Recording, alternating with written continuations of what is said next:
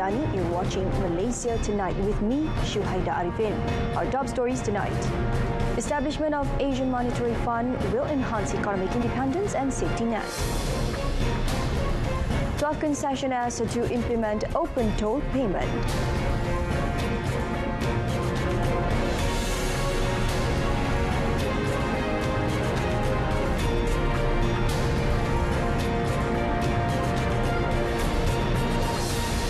Prime Minister Dato' Seri Anwar Ibrahim on Wednesday reiterated his call for the establishment of an Asian Monetary Fund in line with ASEAN's initiative to enhance the region's regional economic independence and safety net. He said such a regional mechanism would be able to better understand the realities and the needs of ASEAN member countries and thus propose more suitable remedial measures. In his intervention at the 42nd ASEAN Summit 2023 opening and plenary session, Dato' Seri Anwar welcomed the ASEAN leaders' declaration on advancing regional payment connectivity and promoting local currency transaction. The initiative, he said, would enhance the use of local currencies to support cross-border trade and investment in ASEAN. This initiative to enhance the region's regional economic independence and safety net, I've called for the establishment of an Asian Monetary Fund. A regional mechanism will be able to better understand the realities and the needs of countries in the region and thus propose more suitable remedial measures. The Prime Minister and other ASEAN leaders attended the summit to discuss several issues of common interest to the regional grouping. 8 heads of government from the 10 ASEAN member states participated in the summit. The exceptions were Myanmar, which was not invited, and Thailand, which faces elections on 14th May. Also present were ASEAN Secretary General Dr. Kau Kim Hon and Timor-Leste Prime Minister Tun Matan Ruak. 12 highway concessionaires have agreed to implement the open payment system for tolls, including for the North-South Expressway. Works Minister Dato' Seri Alexander Nantalinggi said the system is expected to be fully operational in September, while a dry run session will be held in July. He said negotiations with other companies are still ongoing for them to join in the implementation. Asked on the security of the payment system, Dato' Seri Alexander said it was being addressed in discussions on the matter.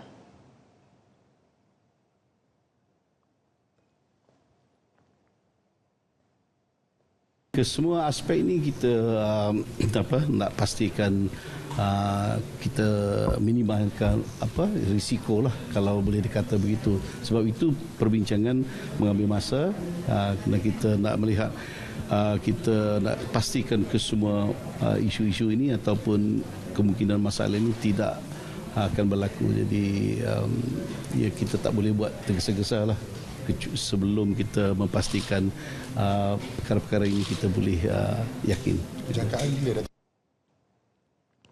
He said this to reporters after a working visit to the Persada Plus Corporate Tower. Separately, Dato' Seri Alexander said the road upgrading project involving Sedenak and Pasir Gudang Expressway for road widening has started with an allocation of RM525 million. The Oxford Centre for Islamic Studies (OCIS) in the United Kingdom is now offering the Sarawak Sabbatical Programme to encourage and enable Sarawak civil servants to enhance their professional skills.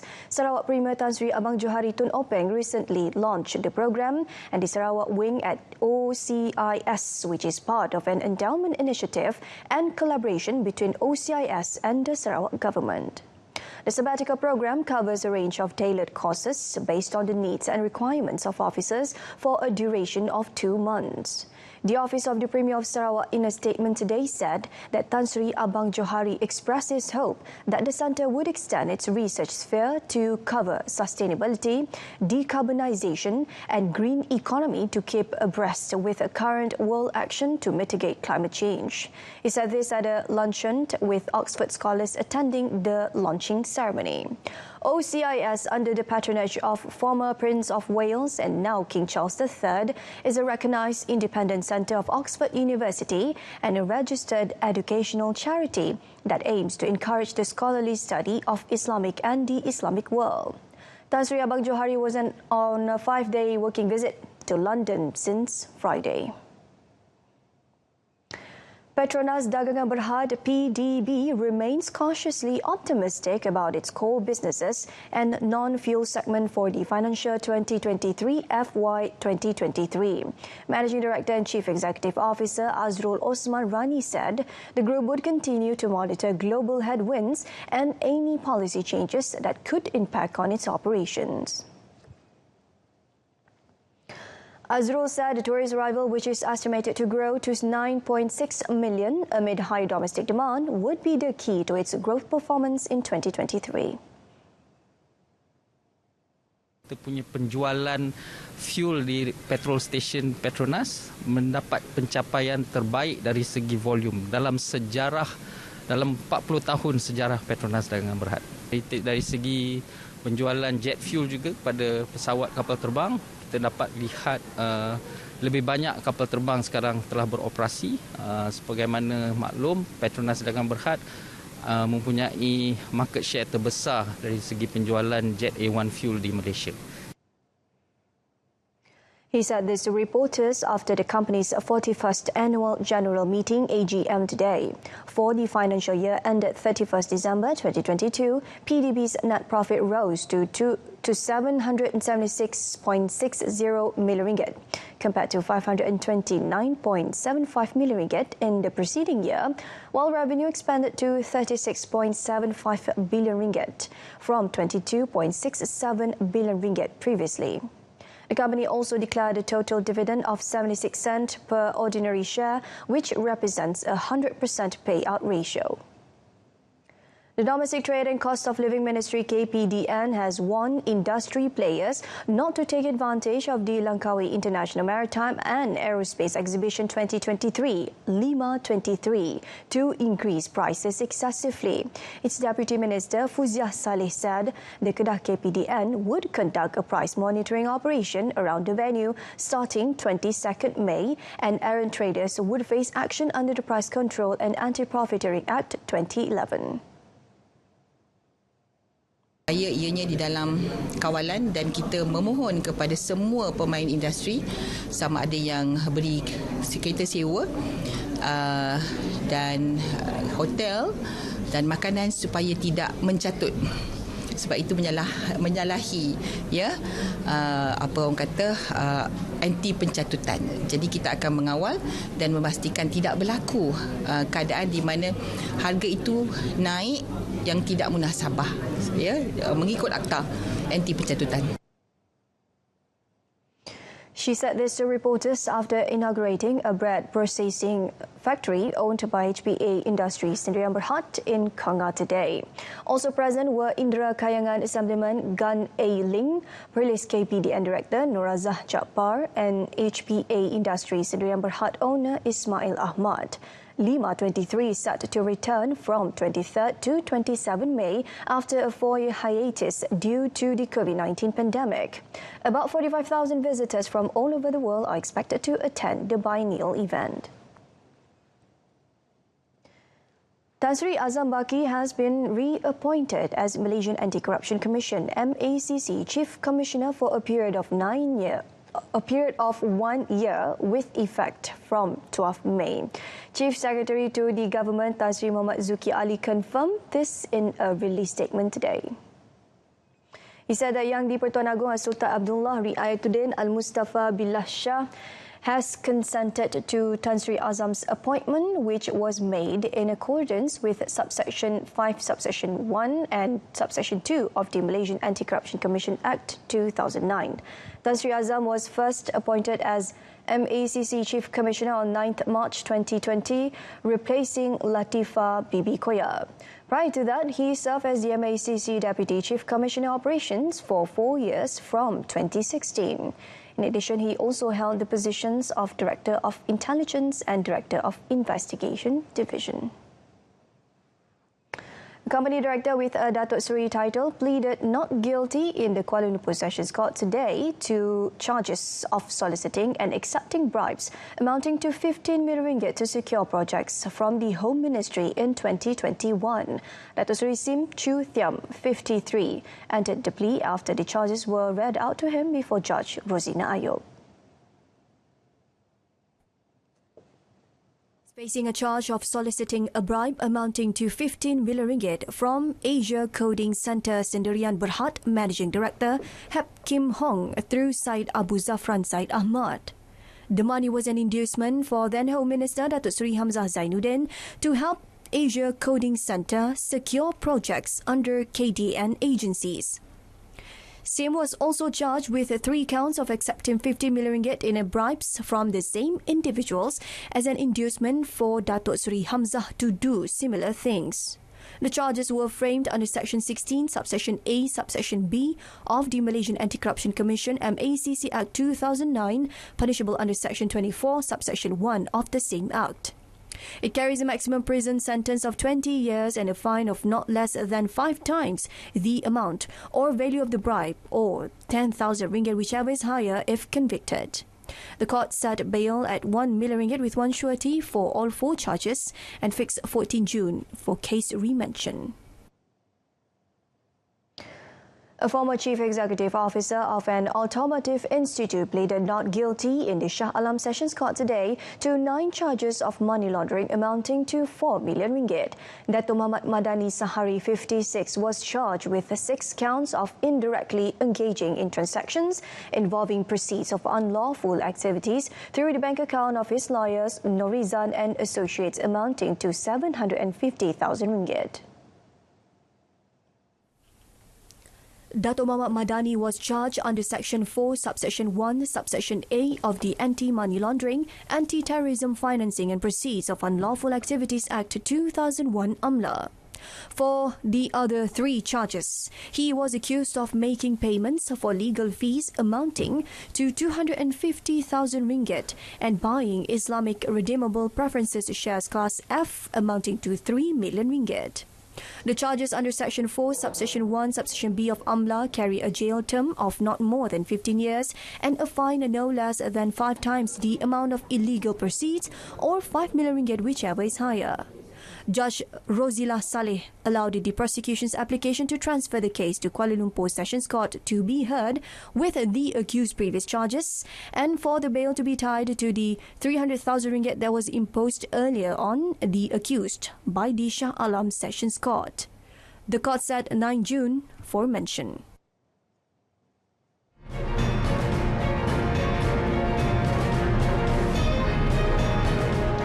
ASEAN leaders expressed deep concern with ongoing violence in Myanmar. That and more coming up in our foreign segment.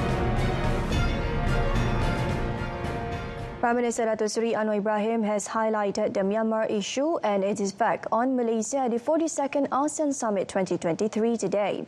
He said Indonesian President Joko Widodo has alluded in his frank and lucid address, challenging regional leaders to focus its deliberation on the imperative that ASEAN remains vigilant in safeguarding its freedom, independence and dignity.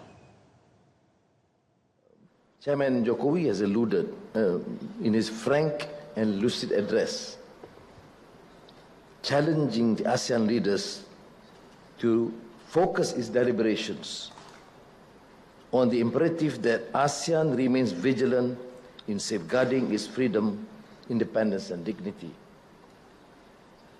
That challenge by the chairman include our capacity and resolve to seek an amicable resolution to the Myanmar issue.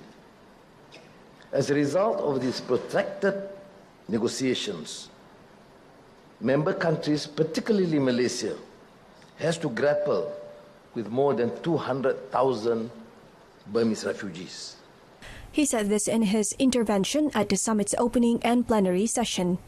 In a recent exclusive interview with the local media, Datuk Seri Anwar also called on ASEAN to act more stringent in solving the Myanmar crisis following the recent incident against the convoy carrying humanitarian aid to the country. He said that the issue has dragged on so long with negotiations and constructive engagements, but none had helped, adding that there must be a new methodology to help calm the situation.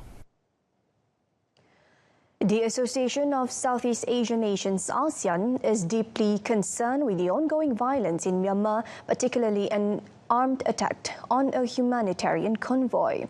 Leaders of ASEAN in a statement urged the immediate cessation of all forms of violence and the use of force to create a conducive environment for the safe and timely delivery of humanitarian assistance and inclusive national dialogues. They supported the statement on 8 May 2023 by Indonesian President Joko Widodo as the chair of ASEAN in response to the recent attack on a convoy of the ASEAN Coordinating Centre for Humanitarian Assistance on Disaster Management AHA Centre and the ASEAN Monitoring Team in Myanmar. ASEAN leaders condemned the attack and underlined that the perpetrators must be held accountable. Leaders also expressed support for the efforts of Joko Widodo, including its continued engagements with all stakeholders in Myanmar to encourage progress in the implementation of the 5-point consensus. 8 ASEAN leaders, including Prime Minister Datuk Seri Anwar Ibrahim today, attended the 42nd ASEAN Summit 2023 to discuss a number of issues of common interest to the regional grouping. Myanmar's head of government, however, was not invited. An aider to detain former Pakistani Prime Minister Imran Khan today asked supporters to remain peaceful ahead of a major planned demonstrations in the capital Islamabad protesting Khan's arrest. The former Prime Minister's party Pakistan Tehreek-e-Insaf PTI yesterday called for nationwide protest hours after Pakistan's anti-corruption agency arrested Khan at Islamabad High Court, prompting hundreds of Khan supporters to block streets and major highways. Khan is expected to face a hearing in police custody later today. Shah Mahmud Qureshi, a close aide of Khan and vice chairman of his Pakistan Tehreek-e-Insaf PTI party, pleaded with the supporters to exercise their constitutional right to protest but not destroy public or private property and remain peaceful. Authorities in 3 of Pakistan's 4 provinces have already imposed an emergency order banning all gatherings after Khan's supporters clashed with police. Khan, 70, a cricket hero turned politician, was ousted as Prime Minister in April 2022 in a parliamentary no-confidence vote. Fighting in Sudan's capital escalated today with fierce clashes and airstrikes, witnesses said, as delegations of rival military factions continue talks in Saudi Arabia aimed at securing a ceasefire and humanitarian relief. Residents reported ground battles in several neighborhoods of Khartoum between the army and the paramilitary Rapid Support Forces RSF and heavy gunfire in the north of Omdurman and the east of Bahri, 2 adjacent cities separated from Khartoum by the River Nile. Since Tuesday, the army has also been pounding targets across the 3 cities as it tries to root out RSF forces that have taken control of large residential areas and strategic sites since early in the conflict that erupted on 15 April. Army and RSF delegations have been meeting since the end of last week in talks sponsored by the United States and Saudi Arabia in the Saudi Red Sea port city of Jeddah. The conflict has created a humanitarian crisis in Africa's 3rd largest nation, displacing more than 700,000 people inside the country and prompting 150,000 to flee to neighboring states. It has also sparked unrest in Sudan's western Darfur region. Negotiations between the warring factions aim to secure an effective truce and allow access for aid workers and supplies after repeated ceasefire announcements failed to stop the fighting, leaving millions trapped in their homes and neighborhoods. Conflicts are not new to Sudan, a country that sits at a strategic crossroad between Egypt, Saudi Arabia, Ethiopia and the volatile Sahel region. Donald Trump sexually abused magazine writer E. Jean Carroll in the 1990s and then defamed her by branding her a liar. Jurors decided and awarded her $5 million in damages. The former U.S. President spokesman Stephen Chung, however, said they will appeal and Trump will not have to pay so long as the case is on appeal. Carroll, 79, testified during the civil trial that Trump, 76, raped her in a Bergdorf Goodman department store dressing room in Manhattan in either 1995 or 1996, then harmed her reputation by writing in an October 2022 post on his Truth social platform that her claims were a complete con job, a hoax and a lie. The 9-member jury in Manhattan Federal Court awarded $5 million in compensatory and punitive damages, although the finding of sexual abuse was enough to establish his liability for battery. The jury did not find that Trump raped her. Trump was absent throughout the trial, which began on 25th April, and in a post on his Truth social platform, Trump called the verdict a disgrace. It seems unlikely in America's polarized political climate that the civil verdict will have an impact on Trump's core supporters, who view his legal woes as part of a concerted effort by opponents to undermine him.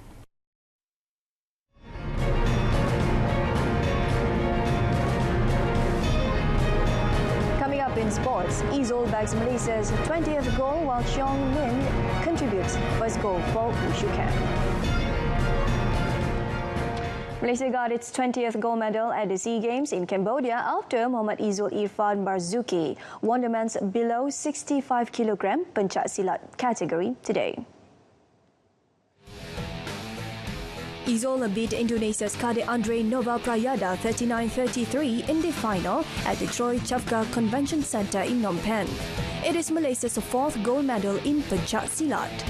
Earlier, Nur Farah Mazlan won the women's below 50 kg category and Nur Shakirah Muksin won the women's below 45 kg category.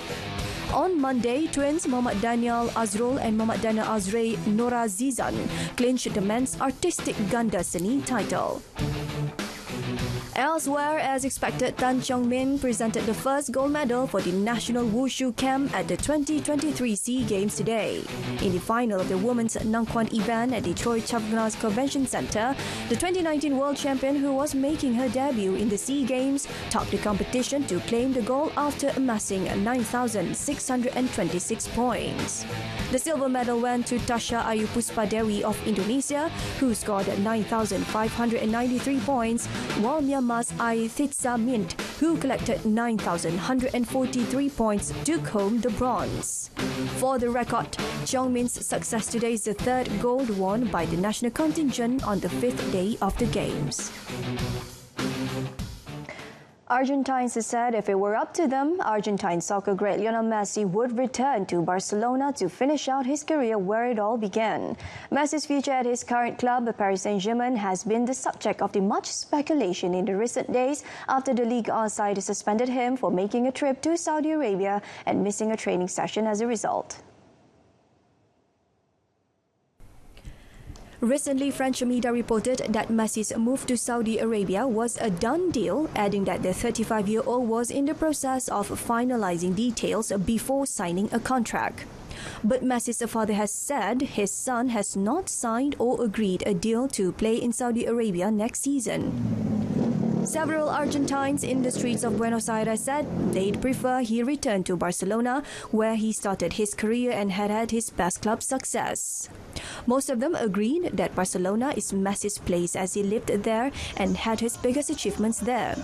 Messi, who apologized to PSG and his teammates last week, returned to training last Monday.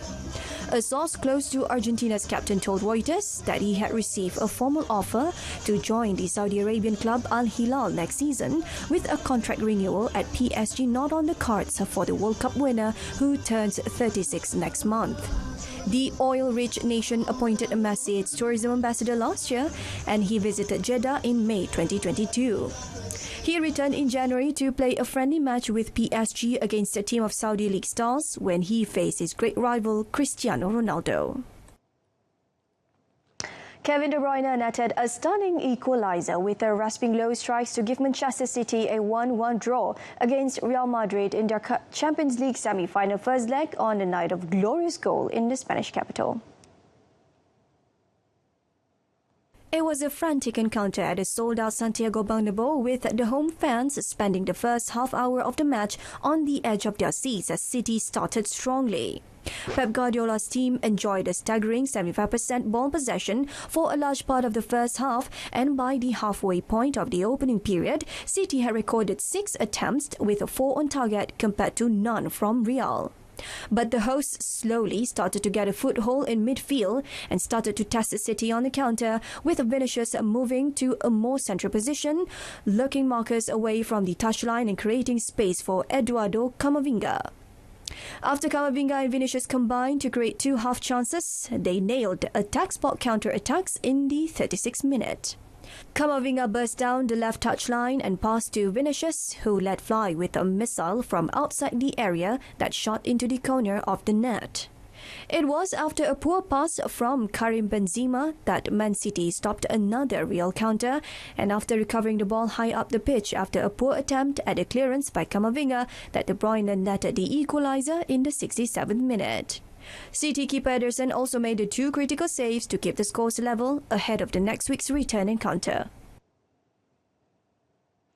Inter Milan must think on their feet and be adaptable against rival AC Milan, manager Simone Inzaghi said ahead of his side's bid to overturn a losing Champions League record against their familiar foes. Italian rivals Inter and Milan, who have won a combined 10 Champions League titles, have faced each other on two occasions in the knockout stages, with Milan emerging victorious in both previous ties played in 2003 and 2005.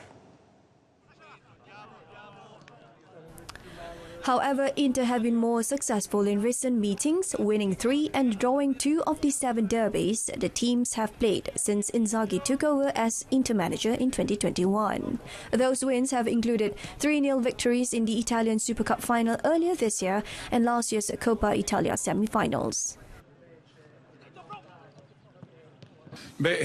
Chiaramente la qualificazione alla semifinali di Champions, alla finale di Coppa Italia, gli ultimi risultati in campionato chiaramente ci hanno fatto preparare al meglio tutte le partite. Poi domani sappiamo che è una semifinale di Champions, è un derby, anzi il derby sappiamo tutti, non ci nascondiamo l'importanza che ha per noi, per la nostra società, per i nostri tifosi, e lo vogliamo affrontare nel migliore dei modi. Inter's last meeting with Milan in the Champions League semi-finals came 20 years ago in the 2002-2003 season when Milan beat them en route to a 6th European title. Meanwhile, AC Milan will make a late call on Rafael Leao's participation in the Champions League semi-final first leg against arch-rivals Inter Milan, manager Stefano Pioli said on Tuesday after the Portuguese winger suffered a muscle injury. Leao has been one of Milan's most influential players this season, with 13 goals and 10 assists in all competitions, but he lasted only 12 minutes of Sarte's 2-0 win over Lazio before being taken off. Pioli said Leao would either start the game or not play at all, adding that Belgian winger Alexis Selmakers was a potential replacement for early tomorrow morning match at the San Siro.